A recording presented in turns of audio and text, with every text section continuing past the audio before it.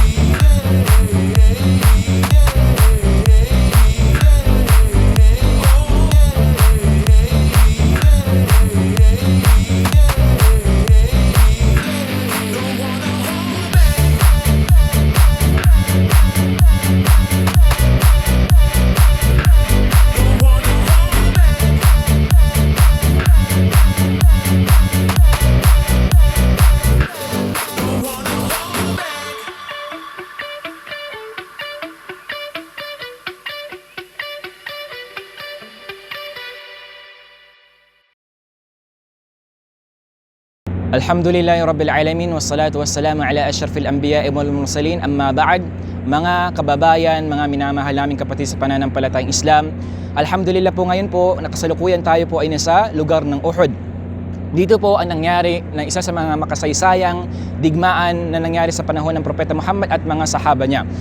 Ang tinatawag na Ghazwatu Uhud, okay, nangyari ito dito sa pagitan ng mga hindi mananampalataya. Ang Propeta sallallahu alaihi wasallam, bago pa ang digmaan, siya ay nagtalaga ng ilang sa mga archery sa bundok na rumat na ito sa likuran natin o tinatawag na Jabal Ain. Okay? Ngunit ang mga rumat na ito ay hindi sumunod sa Propeta sallallahu alaihi wasallam. Nung nakita na nila na para sabi nilang nanalo na ang mga Muslim, sila ay bumaba na dahil sabi nila baka wala nang matirang ganima sa amin, wala nang matirang mga kayamanan mula sa mga hindi mananampalataya, kung kaya't sila ay bumaba. Hindi nila alam merong mga kalaban na nakabantay sa likuran ng bundok Uhud na ito, at kabilang doon ng hindi pa Muslim si Khalid bin Walid o tinagurian na Sword of Allah, Saifullah na tinatawag sa wikang Arabic. Ang mahalagang aral dito mga kapatid sa pananampalatayang Islam, ang pagsuway ng mga sahaba na tinalaga ng Propeta sallallahu alaihi wasallam sa Jabal Rumat ay nagdulot ng kapinsalaan sa mga sahaba, na maraming namatay ng mga sahaba hanggang ang Propeta sallallahu alaihi wasallam ay napinsala din, hanggang sa ay nakala ng ibang mga sahaba namatay ang Propeta sallallahu alaihi wasallam. Sa digmaang ito ay natalo po ang mga kamusliman. Kaya't ang mahalagang aral na makukuha natin ay ang pagsuway sa isang pinuno ay napakalaking pinsala ang may dudulot nito sa mga kamusliman. Kaya bilang isang mananampalataya, maging aral po sa atin ang nangyari sa Uhud na ito, sa digmaang Uhud, upang sa ganoon ay hindi mangyari sa atin kung ano man yung nangyari sa mga sahaba. Ito po ay mahalagang aral na dapat natin insyaAllah ta'ala i-apply sa buhay. Wallahu ta'ala a'lam. Wassalamu alaikum warahmatullahi wabarakatuh.